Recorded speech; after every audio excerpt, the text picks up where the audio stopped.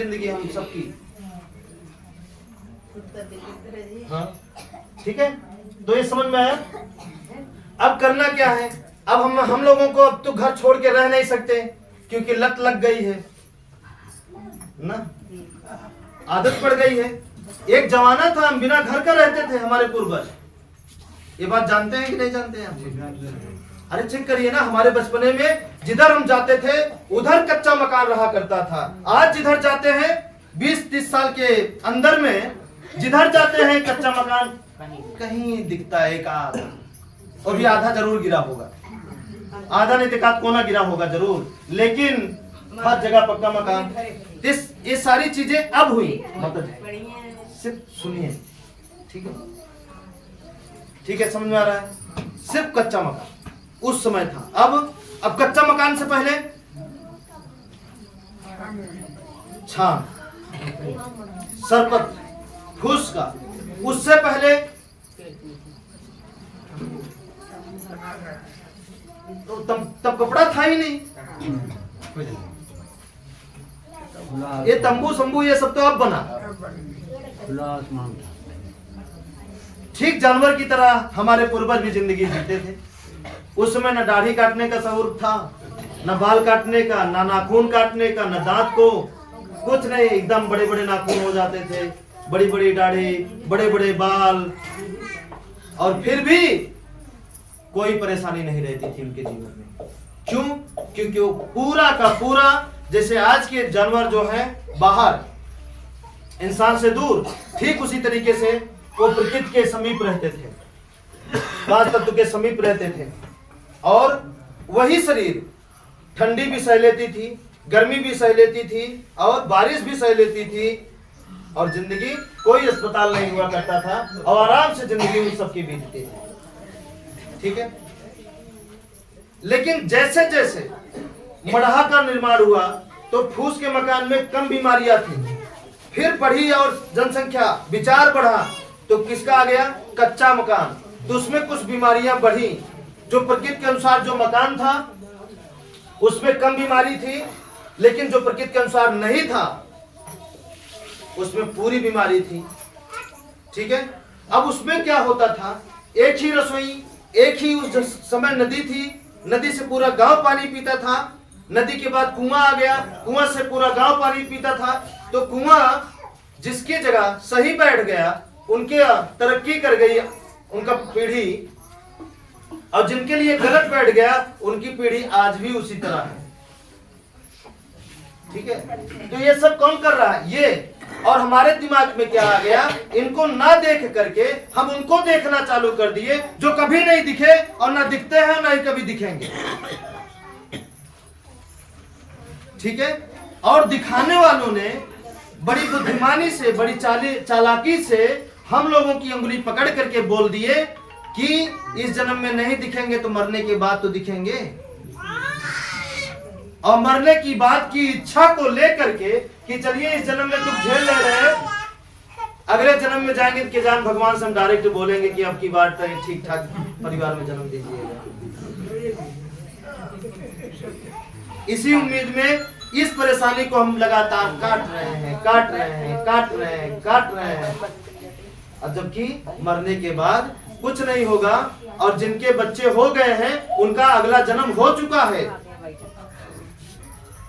आपके पीछे जन्म आपके माता पिता, जो जन्म आपका चल रहा है आपका है, ये है आपके बच्चे, आपका अगला जन्म है।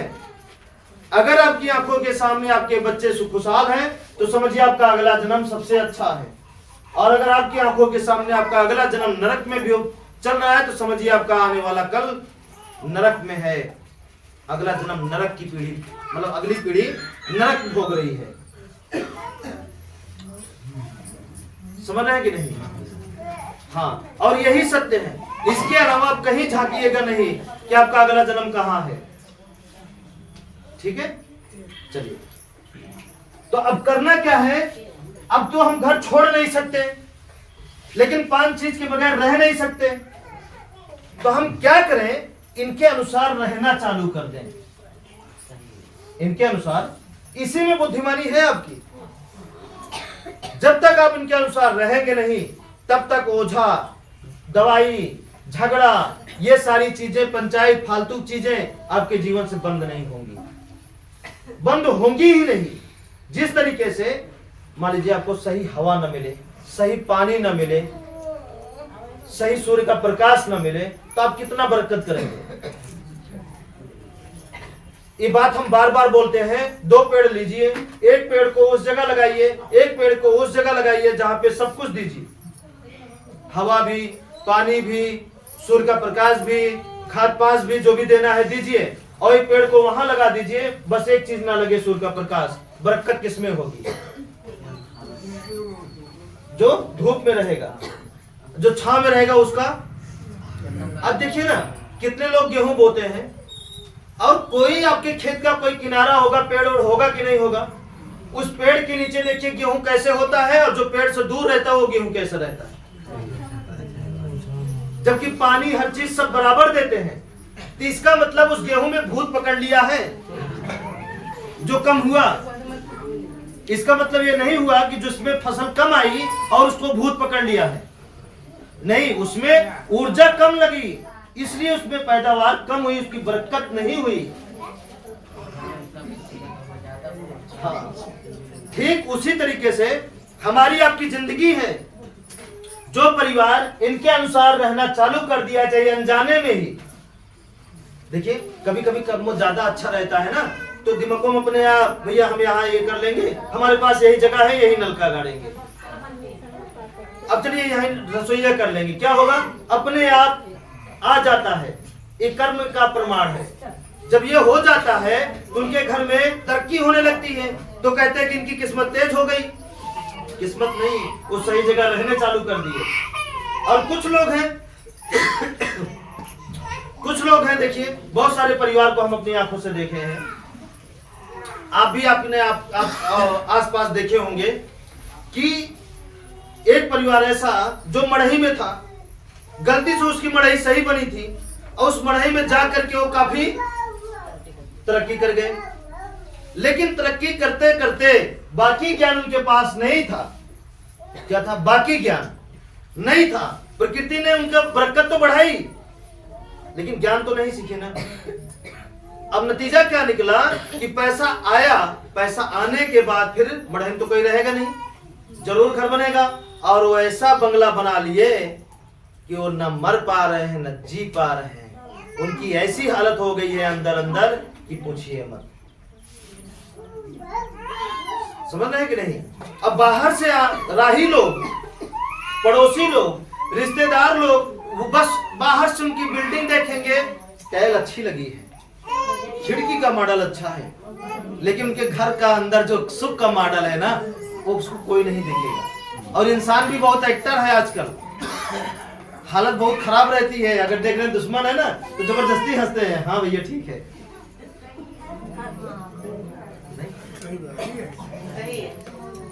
मतलब पेंटिंग मारने में माहिर है इंसान, हालत भले खराब है, लेकिन अगर दुश्मन या पड़ोसी या जिससे लगा कि इनसे बुराई हो सकती है, नहीं भैया सब ठीक है, बस ठीक है, मतलब ऐसा बर्ताव करते हैं, ऐसा जनवाते हैं कि हमारे पास दुख है नहीं है, और उसी में हम कभी कभी उलझ जाते हैं। देखो अगले के पास कोई दुख नहीं है, उल्टा है तब भी दुख नहीं है।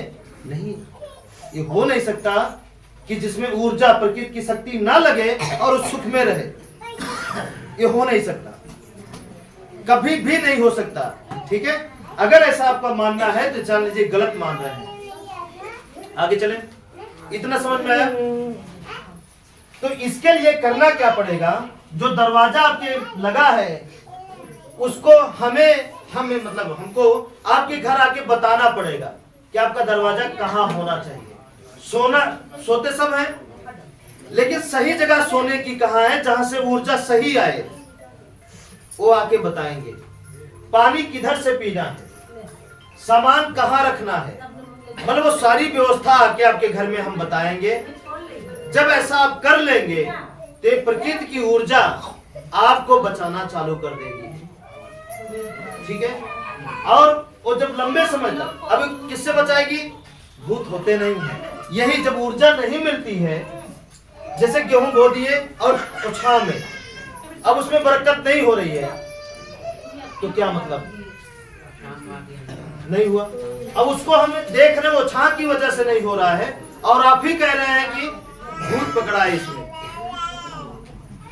आप कह रहे हैं भूत पकड़ा है, जब आप कह रहे हैं तो वजह तो समझ ही रहा है, उधर भूत सवार है, इनके ऊपर ले लेते हैं।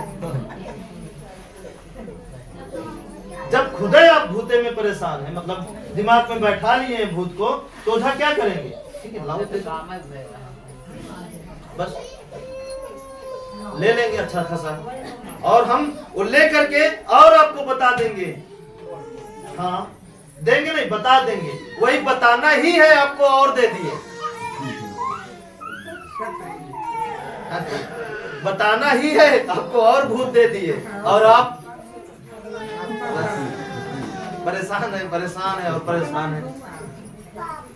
ठीक है, हाँ। तो इतना बात समझ में आया। अब आपको करना क्या है कि इनके अनुसार रहेंगे। अब इसको करने के लिए भाई समस्या आएगी, क्योंकि हम जानते हैं कि जितने लोग आए हैं, ये आपके घर का जो दोस्त है ना, ये आपको खत्म कर दिया है, मतलब हर चीज से खत्म, जीरो कर दिया है, नष्ट कर दिया है, जैसे कहते चूस लेता है। गुरु जी आपको जो आप बोलते हैं सच बोलते हैं, मगर जमने खानदान परिवार में नहीं। ठीक है, एक दोस्त क्या करता है ना, एकदम जीरो कर देगा, तो बेकार कर देगा, किसी लायक नहीं छोड़ेगा। ठीक है, अब करना क्या है इसकी जगह? इसकी जगह अब कितने लोग जो है मजबूर रहते हैं, कैसे करें? नहीं, ये दोस्त चाहता है कि आप मजबूर रहें, आगे ना बढ़े। ये दोस्त चाहता है कि आप बर्बाद हो जाएं। इसका काम है, ये आपके दिमाग को यहाँ पे नहीं रोकने देगा, आपको भटकाता रहेगा, हमेशा भटकाता रहेगा कि आप इसको कर ना पाए, इससे भ्रमित रहे आप। ठीक है, ये प्रकृति ही करा रही है, यही हवा पानी कराता है। तो जितनी शक्ति प्रकृति को बचाने में है, उतनी ही शक्ति आपको बर्बाद करने में भी है। समझ में आ रहा है कि नहीं? थोड़ा साइड दे दीजिए। ठीक है, समझने का प्रयास करिए, समझेंगे तभी आप अपने घर के दोस्त को खत्म कर सकते हैं। नहीं समझेंगे तो नहीं खत्म कर सकते हैं, किसी भी कीमत पे नहीं खत्म कर सकते। ठीक है, नहीं। अब इसको करने के बाद अब आपको करना क्या है? इसके आगे एक काम और करना है, तो करेंगे। अब चलिए कर्म से